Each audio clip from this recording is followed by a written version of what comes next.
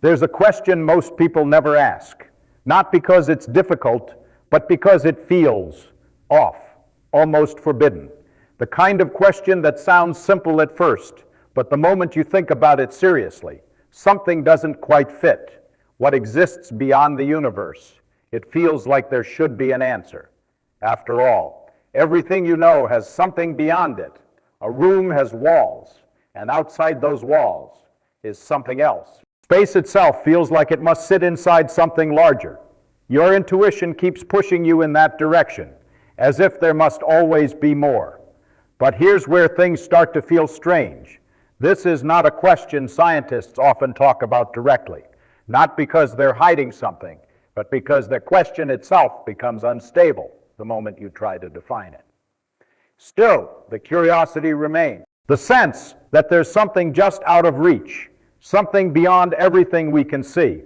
And that idea is powerful because it suggests that reality might not be complete, that what you call the universe could just be a part of something larger, something deeper, something unknown. But before you go too far with that thought, you have to slow down, because hidden inside this question is an assumption. You're assuming that the universe is like an object, something that exists inside a bigger space. That assumption feels natural. It matches everything you've ever experienced. Small things exist inside bigger things. Everything has a boundary. Everything has an outside. So of course the universe should too, except. This is where the question begins to break, because if the universe includes all space, then there is no extra space left for an outside to exist in. You can't place the universe somewhere else because somewhere else is already part of the universe. And yet, your mind keeps resisting that conclusion. It keeps searching for something beyond, something that hasn't been explained yet. That tension is important because it reveals something deeper than the question itself. It reveals the limits of how you think. You are trying to imagine something beyond all space using concepts that only work within space. You are trying to step outside the universe while still standing inside it. And that creates a strange kind of loop, one where every answer seems to collapse back. Still, the feeling doesn't go away. That sense that there must be something more. And here's where things get interesting, because even though physics often rejects the idea of a simple outside, it doesn't completely close the door on the possibility that reality might be bigger than what we can observe. It just forces you to rethink what beyond actually means. Because maybe there is something more, but not in the way you've been imagining it. The problem with beyond, why it shouldn't exist, that lingering feeling that there must be something beyond the universe, comes from a habit your brain has built over a lifetime. You see boundaries everywhere. A box has an inside and an outside. A planet sits in space. A room exists within a larger building. Everything you know fits into something else. So you naturally extend that pattern. The universe must also sit inside something. But this is where the problem begins, because the universe is not just another object. It is everything that exists. Every galaxy, every particle, every bit of space itself. When you say the universe, you are already including all possible locations. There is no leftover space where something else could exist. So when you ask what lies beyond it, you are unknowingly asking for something outside of all space. And that idea starts to collapse the moment you examine it. Because what would that outside even be made of?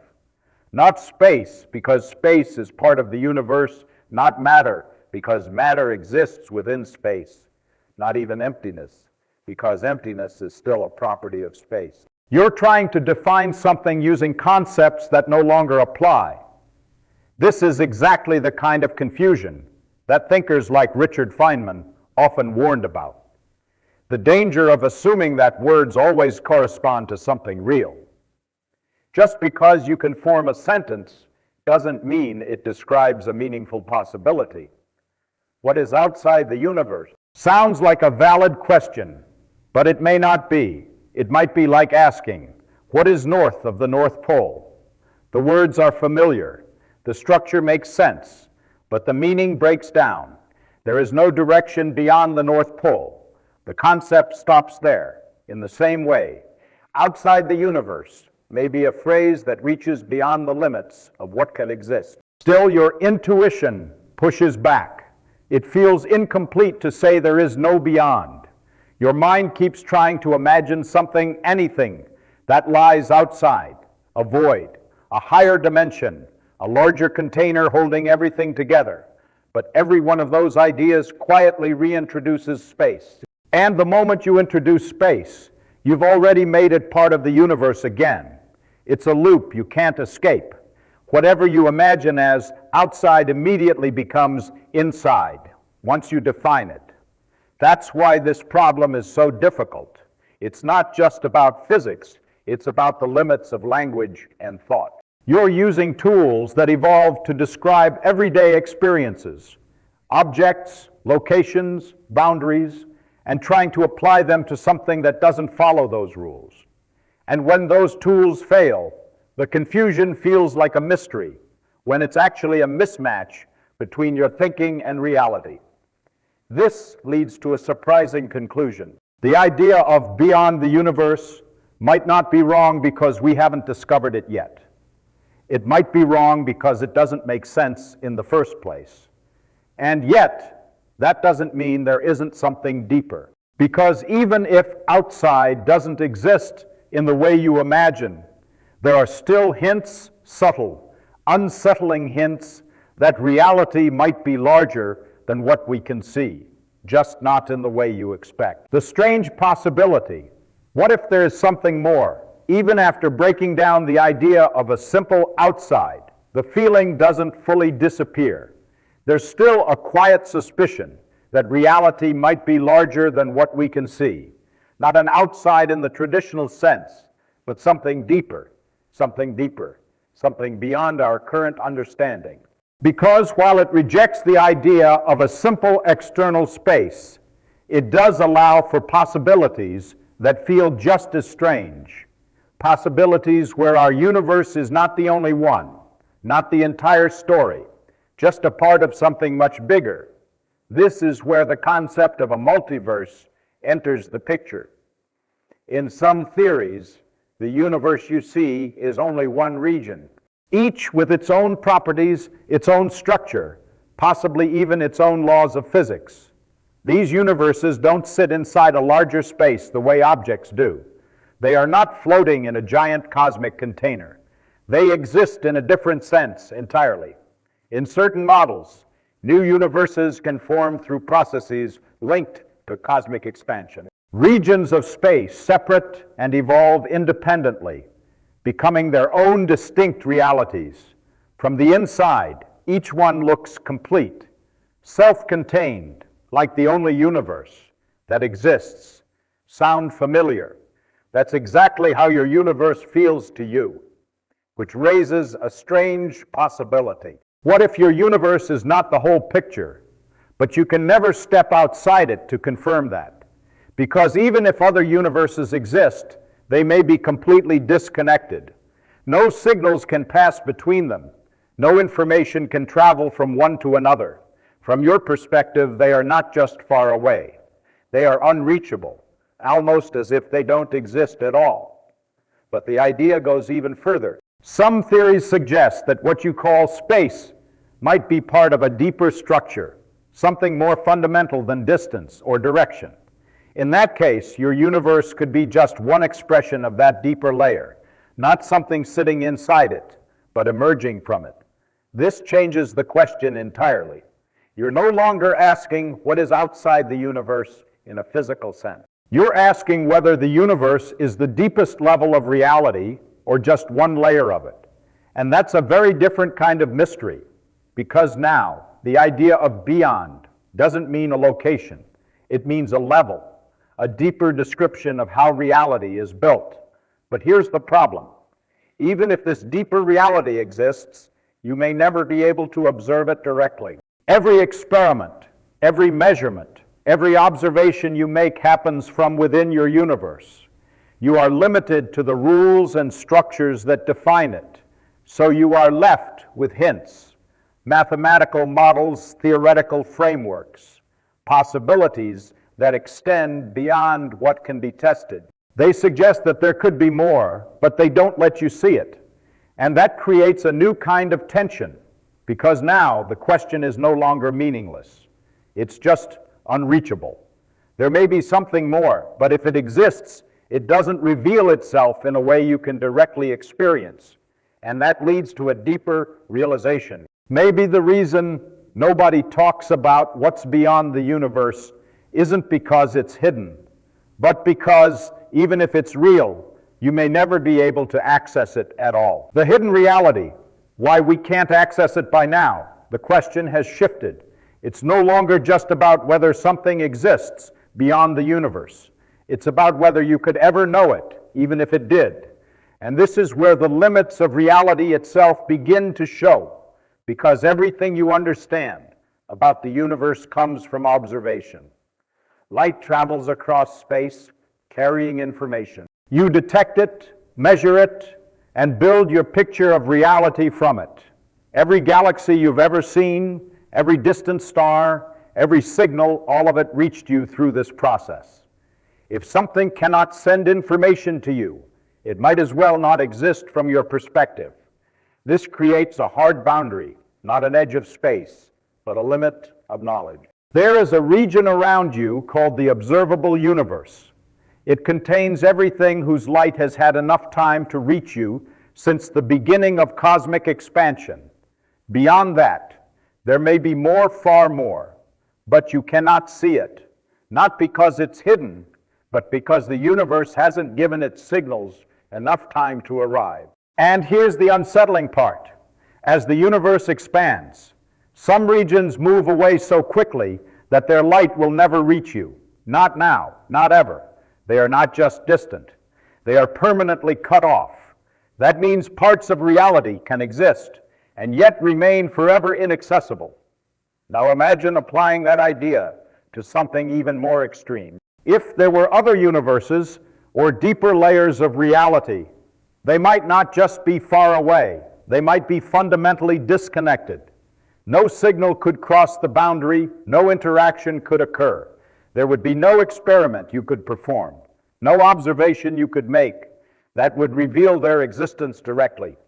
They would be unreachable in principle. This is a different kind of limit than anything you experience in daily life. Normally, if something is far away, you can at least imagine reaching it eventually, traveling there, seeing it for yourself. But here, that possibility disappears. There is no path, no connection, no bridge between your universe and whatever might lie beyond it. And without a connection, knowledge breaks down, because to know something, you need interaction. You need interaction. Without that, you are left with speculation, ideas that might be true, but cannot be confirmed. This is why physics becomes cautious at this point. It doesn't deny that there could be something more, but it recognizes that without evidence, the concept drifts beyond what can be meaningfully described. It becomes a possibility without a test, and that places it in a strange position. It could exist, but it cannot be accessed. It could shape reality in ways you don't yet understand, but it cannot be directly observed. So you are left standing at a boundary, not of space, but of knowledge itself, a line you cannot cross. And that realization changes the question again, because now it's not just about what exists beyond the universe. It's about whether the idea of beyond has any meaning if you can never reach it, observe it, or interact with it in any way. And that leads to the final shift, a realization that turns the entire question inward. The real truth, the boundary is in your mind at the end of all this. Something unexpected happens. The mystery you started with, what exists beyond the universe, no longer points outward. It turns back on you, because every attempt to answer it has led to the same place, the limits of how you think, not just the limits of reality. You were searching for a boundary in the universe. But the only boundary you consistently found was in your understanding. That's the real shift from the beginning. The question felt meaningful because it matched your everyday experience. Everything you know exists inside something else.